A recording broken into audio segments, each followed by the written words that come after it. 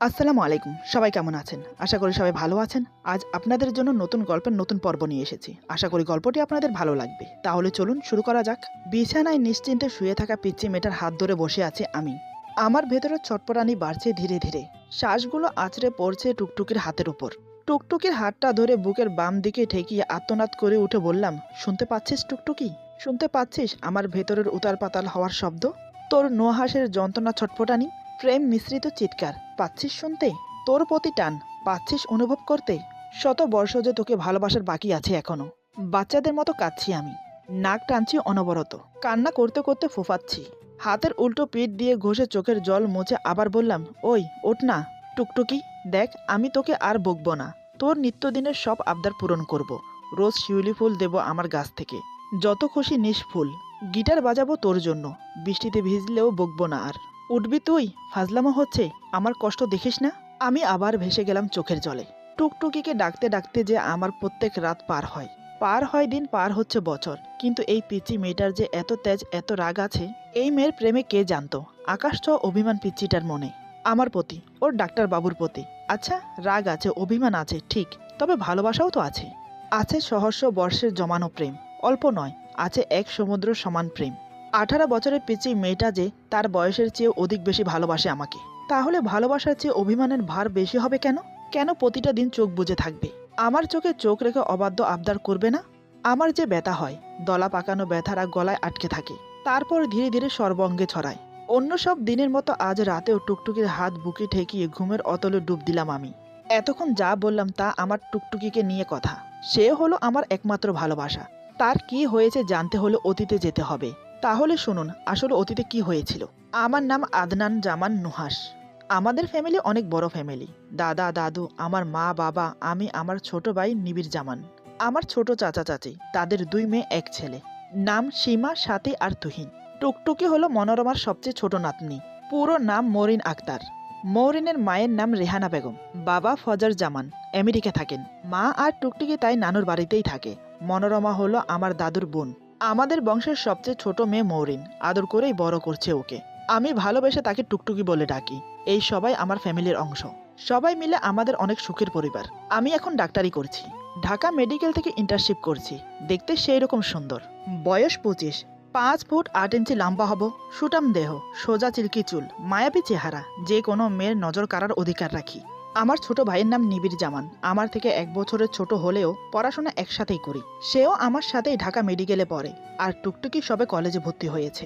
টুকটুকি শিউলি ফুল খুব পছন্দ করে, তাই আজ হাতের মুঠো ভর্তি করে স্বচ্ছ সাদা আর কমলা রঙের গভীর মিশ্রণের শিউলি ফুল নিয়ে এলাম। টেবিলে খুলে রাখা সাদা খাতার উপর রেখে দিলাম। আমার ঘামার্ত মুখটা চকচক করছে। কপালে লেপ্টে আছে সোজা সোজা চুলগুলো। ফুলগুলো রেখে মুচকি হাসলাম। বিড়বিড় করে বললাম, এত শিউলি ফুল একসঙ্গে পেলে তো পাগলই হয়ে যাবে আমার টুকটুকিটা। ধূপ করে মাথা রাখবে আমার বুকে, তারপর নিজেই লজ্জা পাবে। এই বলে মুচকি হাসলাম। আমার কালো শার্টটা সাদা শরীরের সাথে আষ্টে পিষ্টে লেগে আছে। টুকটুকি এখন কাছে থাকলেই জড়িয়ে ধরে মুখ ডুবিয়ে দিত আমার বুকে। আমি টি শার্ট আর ট্রাউজার নিয়ে ওয়াশরুমে চলে গেলাম ফ্রেশ হতে। বাড়ি এসেছি টের পেয়েই ছাদ থেকে 2 বার হুমড়ি খেয়ে পড়ে দৌড়ে এলো টুকটুকি। আমার চোখে টুকটুকি নিতান্তই পিচ্ছি। 6 বছরের ছোট মেয়েটা আমার থেকে। তাও টুকটুকির ছোট থেকে খেলার সাথী আমি। শুধু খেলার নয়, মনের সাথীও বটে। টুকটুকি মেয়েটা তার সবকিছুর আড়ালে ঘিরে রেখেছে আমাকে। আমার চিন্তা, ভাবনা, অনুভূতি সবকিছু টুকটুকিকে ঘিরে। আমার ঘরে ঢুকে এদিক ওদিক তাকিয়ে দেখলো আমি নেই। টেবিলে চোখ পড়তেই চওড়া হলো ঠোঁটের ভাঁজ। স্পষ্ট হলো ঠোঁটের পাশের গর্ত। আমার খাতার উপর অনেক অনেক শিউলি ফুল রাখা। খুশিতে আত্মহারা হয়ে গেল টুকটুকি। অস্ফুট সুরে মুখ থেকে বের হয়ে এলো আ আ আর আ আ। হয়তো খুশিতে আমাকে বলতে চাই, এত ভালোবাসো, এত এত ফুল এনেছো আমার জন্য। কিন্তু গলায় এসে আটকে যায় কথাগুলো, আর বের করতে পারে না। প্রচণ্ড কষ্ট হয়। মনের 4 দেয়ালে তৈরি সব বাক্য, সব শব্দ, সব ধ্বনি মিলেমিশে একই উচ্চারণ বের হয়ে আসে, আ, শুধু আ। আসলে কথা বলতে পারে না টুকটুকি, তবে শুনতে পারে সব, বুঝতে পারে সব। সাইন ল্যাঙ্গুয়েজ পারে। আমি নিজে টুকটুকি সহ বাড়ির সকলকেই শিখিয়েছি সাইন ল্যাঙ্গুয়েজ। আমি গোসল শেষে খালি গায়ে বের হয়ে এলাম ওয়াশরুম থেকে। টাওয়াল দিয়ে চুল মুছে নিচ্ছি। বের হতেই চোখ পড়ল বিছানায়। আমার গিটার জড়িয়ে ধরে ঘুমিয়ে পড়েছে টুকটুকি। গিটারের চারিদিকে অসংখ্য শিউলি ফুল ছড়িয়ে ছিটিয়ে সাদা চাদরটা রঙিন হয়ে উঠেছে। আমি গভীর চোখে দেখলাম টুকটুকিকে। মেয়েটা কথা বলতে না পারলেও তার চোখ ঠোঁট দিয়ে খুব সহজে ব্যক্ত করে মনের স্বাদ। কিন্তু কানে শুনে ঠিকই। আমি টাওয়ালটা সোফার উপরে রেখে এগিয়ে গেলাম খাটের দিকে। এক হাতে ভর রেখে টুকটুকির উপর ঝুঁকে বসলাম।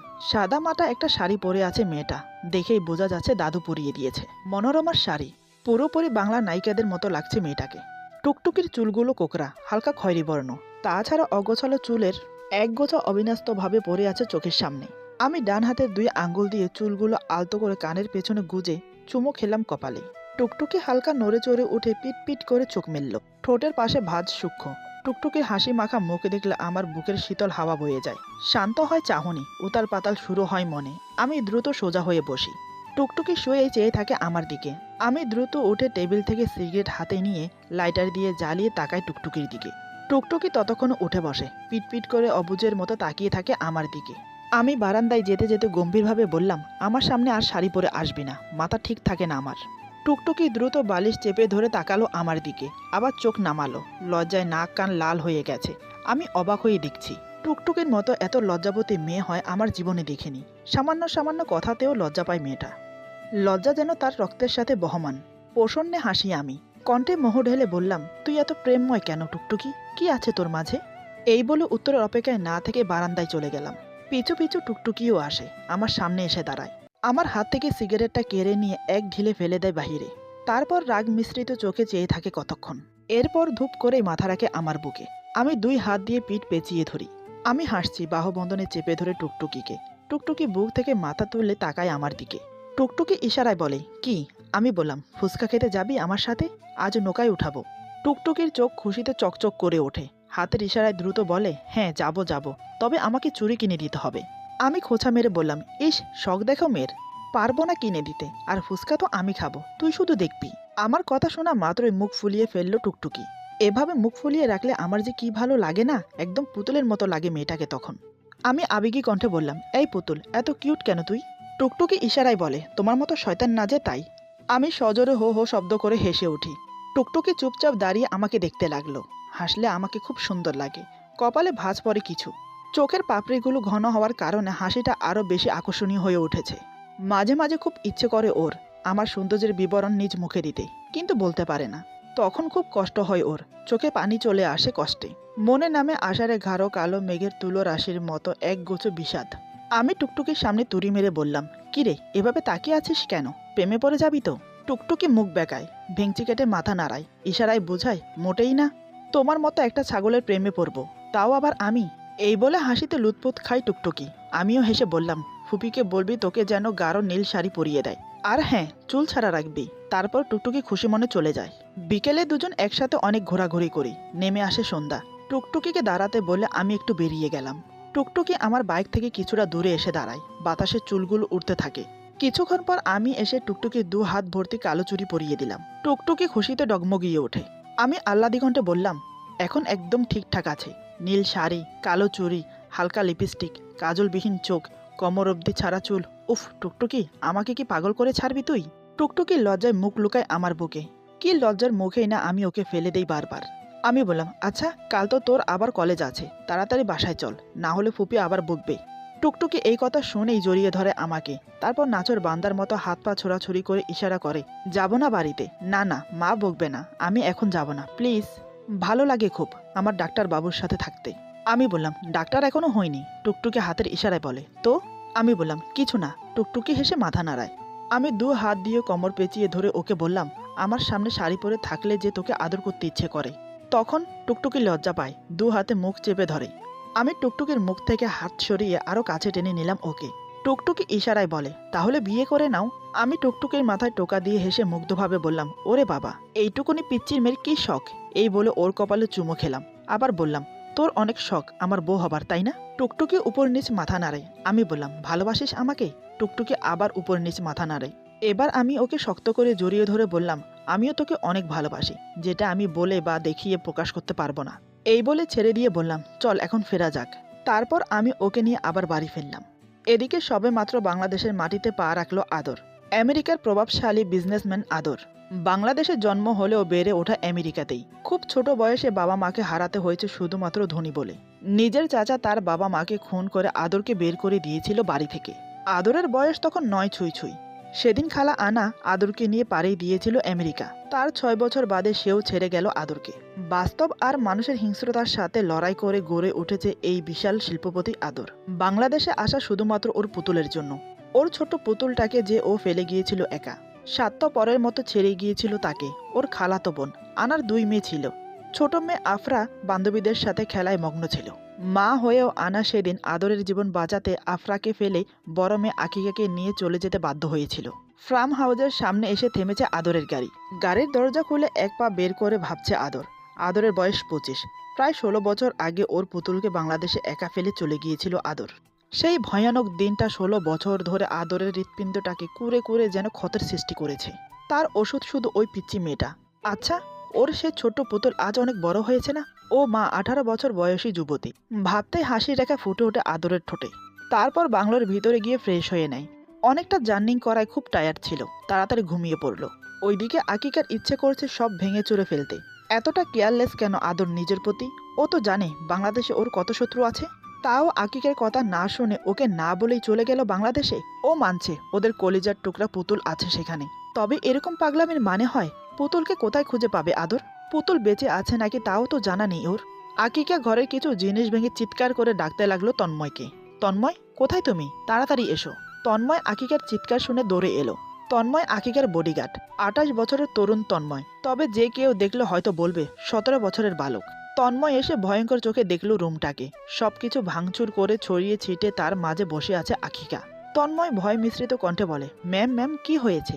আকিকা বলে, ওহ জাস্ট শাট আপ। চিৎকার করে ওঠে আকিকা। রাগে গজগজ করতে করতে বলে, আমি বাংলাদেশে যাব, এক্ষুনি সব অ্যারেঞ্জ করো, না হলে প্রাইভেট প্লেন হায়ার করো, বাট কুইক। তন্ময় বলে, বাট ম্যাম ইম্পসিবল, স্যার মানা করে গেছেন আপনাকে নিয়ে যেতে। আকিকা বলে, আই থিঙ্ক তুমি ফায়ার হতে চাও না। যদি না চাও আমি তোমাকে জাস্ট 13 মিনিটস টাইম দিলাম। তন্ময় উপায়ন্তর না দেখে কঠিন সুরে বলে, ওকে। এদিকে ছোট থেকেই নাচতে খুবই ভালোবাসে টুকটুকি। সবার মতো টুকটুকির রক্ত রক্তে নৃত্য মিশে আছে। গান ছাড়াও অসম্ভব সুন্দর নাচে টুকটুকি। রেহানাও ছোট থেকে নাচ শিখিয়েছে ওকে। আগামী সপ্তাহে টুকটুকির কলেজে একটি ডান্স কম্পিটিশনের জন্য নাচের প্র্যাকটিস করছে ছাদে। পাশেই মনোরমা নিজের জলপাই, আম, চালতা আর তেঁতুলের ঝাল ঝাল আচার রোদে দিতে ব্যস্ত। নিবিড় আর টুকটুকির মধ্যে সবসময়ই ঝগড়া হয় তেঁতুলের আচার নিয়ে। টুকটুকি ছোট বলে সবসময় এটা ওটা বলে নিবিড়কে ফাঁসিয়ে আচার নিয়ে পালিয়ে যায়। টুকটুকি ছাদের দক্ষিণ পাশে মোবাইলে গান ছেড়ে নাচছে, আর তার ঠিক 10 হাত দূরে নিবিড় দাঁড়িয়ে। ছাদের রেলিংয়ে পিঠ আর হাতের পেছন ঠেস দিয়ে দাঁড়িয়ে রুহির সাথে দিব্যি চেটিং করছে। রুহি হলো নিবিড়ের প্রেমিকা। দিন পরে এসেছে। আকাশে আস্তে আস্তে রিক্তিম আভা ধারণ করছে। এক মুঠো রোদ সাদা মেঘের আড়াল থেকে সব বিচ্ছেদের পথ পাড়ি দিয়ে এসে পড়ছে টুকটুকির গায়ে, মুখে, ওর চোখে। নিবিড় টুকটুকির দিকে তাকিয়ে মুচকি হেসে দুটো ছবি তুলে নিল ছটপট। তুলেই পাঠিয়ে দিল আমার মেসেঞ্জারে। 2 মিনিট পর আমি রিপ্লাই করলাম, ভাই রুগী দেখছিলাম। নিবিড় একগাল হেসে বলে, দেখ ভালো কইরা দেখ, মানা করলো কে? আমি বললাম, দিলি তো কামটা সেরে, এখন পিক দিতে বলেছিল কে? নিবিড় বলে, ভালো না লাগলে ডিলিট কইরা দে। আমি বললাম, মার খাইতে চাস, ভিডিও কল দে। নিবিড় হি হি করে হেসে বলে, দিমু না, টুকটুকি নাচতেছে। আমি বললাম, আমি কিন্তু রুহিকে ফোন করে বলে দেব তুই ছোট থাকতে মারিয়ার সাথে প্রেম করতিস।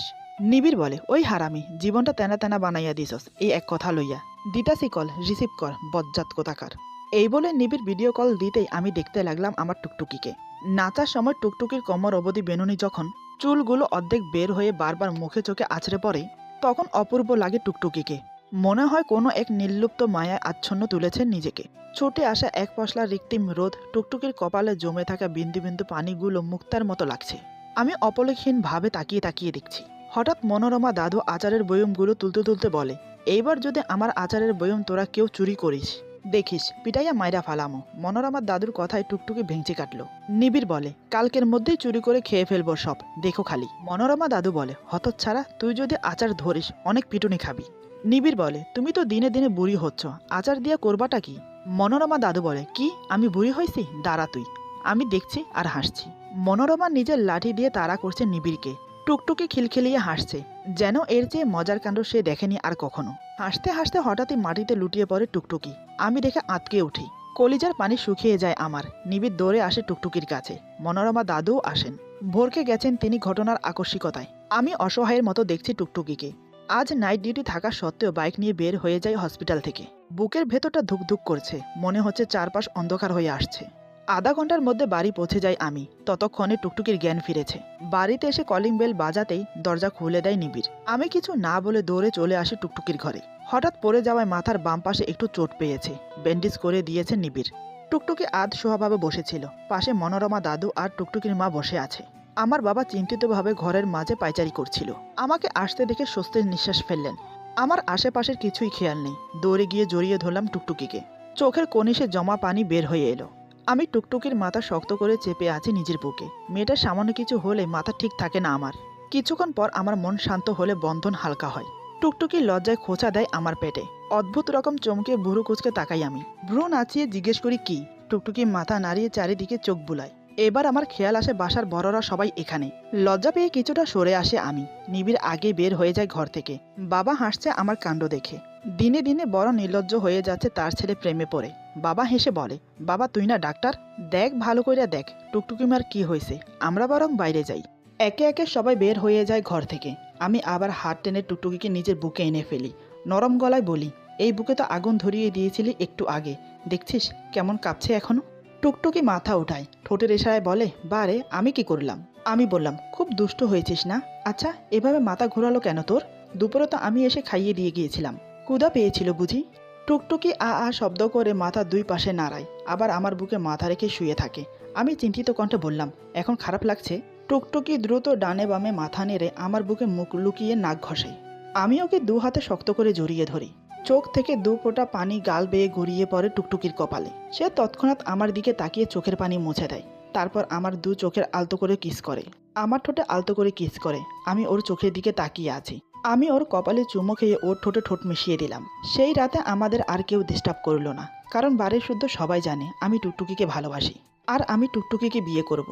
আমার মা বাবাও সেই ছোটবেলা থেকেই টুকটুকিকে খুব ভালোবাসে। এদিকে মোবাইল স্ক্রিনে পুতুলের কিছু ছবি দেখে কথা বলছিল আদর। অভিমান, রাগ, ভালোবাসা, অনুভূতি মিশ্রণে কণ্ঠটা অদ্ভুত শোনাচ্ছিল। আদর পুতুলের ছবি দেখে ফিসফিসিয়ে বলে, এতদিন অনেক রাগ করে থেকেছিস। আমি কিচ্ছুটি বলিনি, চুপচাপ তোর রাগ অভিমান মেনে নিয়েছি আমার প্রতি। আর না, এবার তোকে ধরা দিতেই হবে আমার কাছে। আমার পুতুলকে আমি খুঁজে নেবই এবার। গভীর রাতে উদ্ভ্রান্তের মতো গাড়ির দরজা খুলে পা ছড়িয়ে বসে আছে আদর। শার্টের উপরের 4টে বোতাম খোলা থাকায় উন্মুক্ত হয়ে আছে আদরের সাদা বুক। মাথার গাঢ় খয়েরি কেশগুলো অবিন্যস্তভাবে পড়ে আছে কপালের উপর। গাঢ় লাল ঠোঁট, নীল চোখ দুটিতে উপচে পড়ছে জল। চোখের জলের ওজন হয় না।